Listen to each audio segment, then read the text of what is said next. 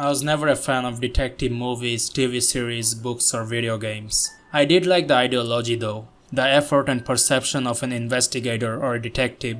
I thought those were cool. It was like I fancied the progression of solving a murder or mystery through observing and speaking with keen senses, but at the same time, I got bored with any type of media evolving around solving any crime. For example, I played Ellen Noir just an year ago and I was losing interest in that game from time to time, and that's why it took me almost a month to finish that game. You really are horrible, you know that? I haven't watched any Sherlock series, but I like the figure. It's like how I didn't like milk but loved the foods that were made with it, in reverse. The last crime fiction book I read was The ABC Murders by Agatha Christie, which I didn't even finish after reading half of it. Sherlock Holmes' Devil's Daughter, Crimes and Punishment, I played them for like 1 hour and stopped.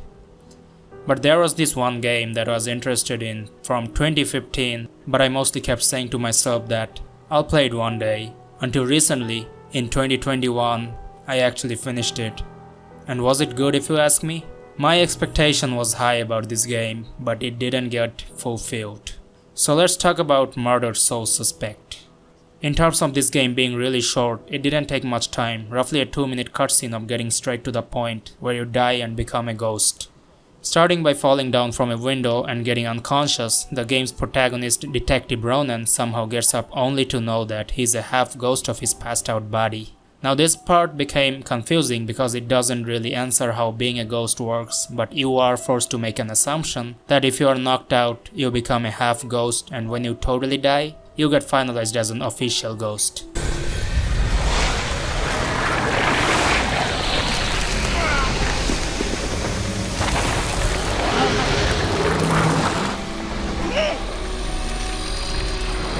However, the game indicates through Ronan's wife, who have already reached the afterlife, that as long as you don't find out who your killer was, you may stay ghost forever. As a result, you are getting two benefits. One is your passive detective skills that you had when you were alive, and the other one is being a ghost means nobody will see you and you get a fair amount of ghost abilities such as going through walls or ability to possess, as well as 7 bullet holes on your chest, which looks really awesome. That's 3 actually, not 2.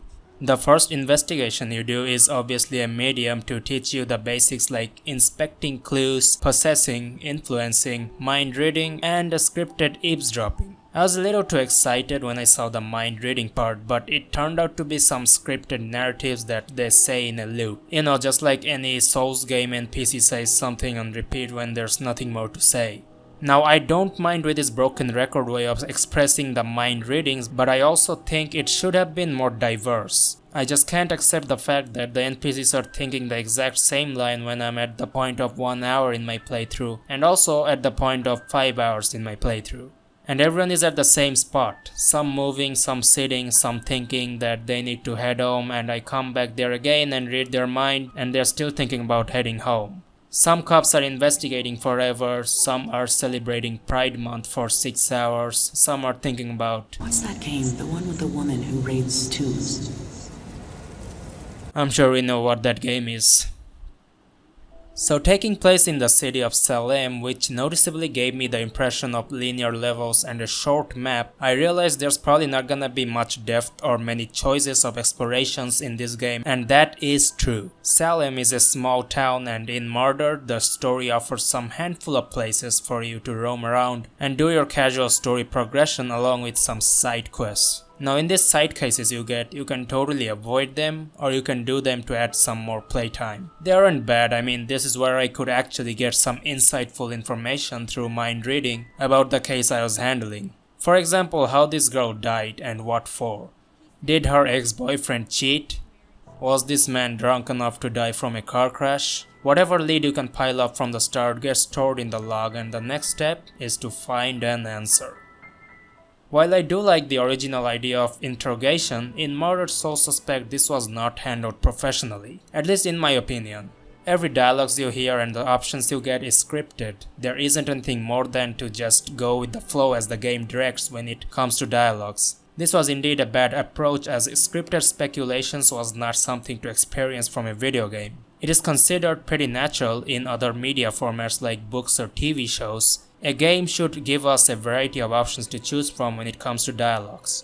Anyways, finding an answer can look quite intimidating, but they're not so hard to figure out once you know it doesn't matter if you mess up because you can eliminate the irrelevant information by closing your eyes and eventually you'll find a lead, even if there's an overwhelming amount of intels lying around. That makes investigating pretty much a child's play which doesn't require much effort and is forgiving of choosing the wrong evidence or info. But there are some things in the ghost ability section which I think is cool. It takes a little bit of time to get to the part where you can possess a cat to access tight locations and rooms that requires you to follow a narrow passage. There are also a trap called Lost Souls in levels that can grab and kill you, but you can avoid that by possessing a cat or a human. You get the teleporting ability quite late in the game and it's not like you did something to level up or build up a progression to get it, but you are casually given the teleport ability because some ghost you chased in the late game had the ability and without using it yourself, you couldn't reach a certain part of the level. If that's the case, the game should have given it earlier when I was struggling to reach somewhere already. According to ghost lore, when a ghost causes physical disturbances by moving objects or making noises, that is called poltergeist.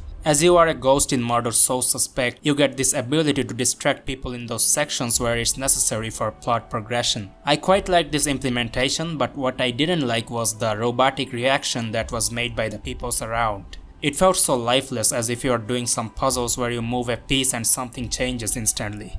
Another letdown was the combat part. Yeah, there is some combat. The amount of it is so little that even after 6 minutes of this video, I've managed to hit the footage of it without accidentally revealing it when I was talking about other things. And I don't even know if this is even considered combat. In roughly around 30 minutes of the gameplay, you are introduced to some demons that are bound to sucking your souls, as if the developers got this idea from a video game's name. The demons will suck you if they see you, so there are hides which were formed from residues of other souls according to the game, and they allows you to hide inside them. Then you move from hide to hide until the demons de-aggroes you. They will keep looking other residues until their de-aggro comes up, and if you have managed to get behind them, you're able to execute them.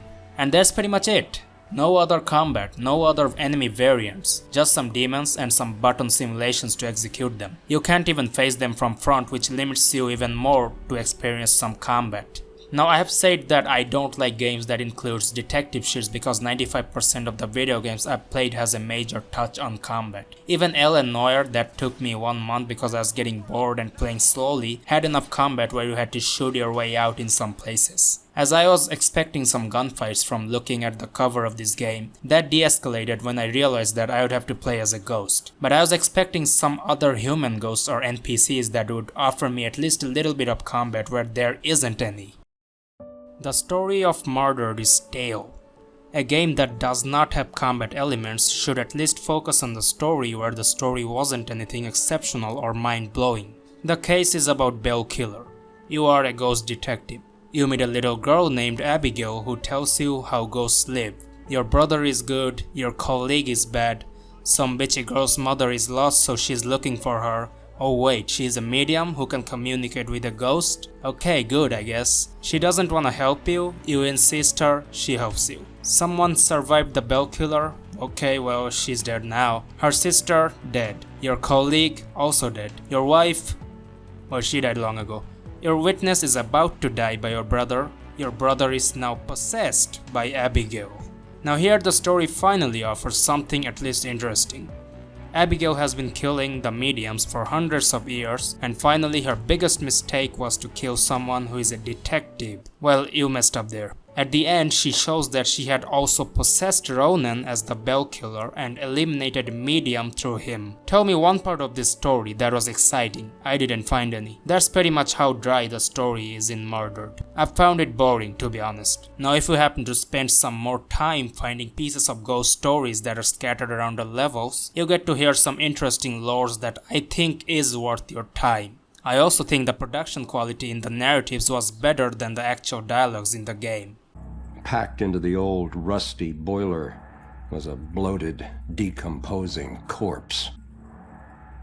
He died the next day. I was just paralyzed with terror, because lying before me was the withered corpse of a young girl.